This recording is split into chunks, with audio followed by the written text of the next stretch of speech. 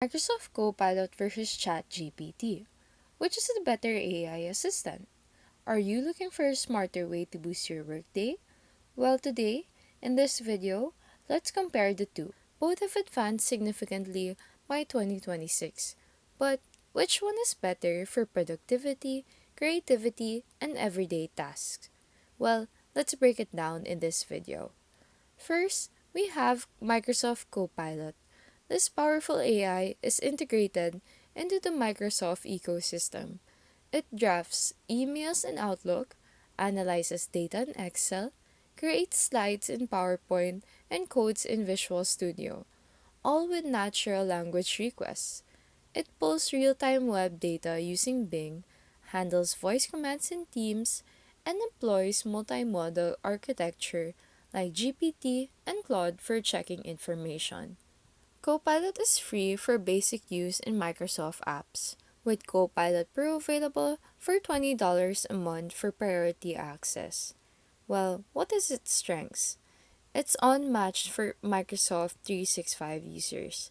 It's available on the web, Windows, iOS, and Android with ratings around 4.5 stars. It's literally perfect if your workflow centers around productivity suits. Now, let's look at ChatGPT from OpenAI. Powered by advanced GPT models like GPT 4o and o1, it shines in creative writing, coding, and image generation, using DALL-E for complex visuals.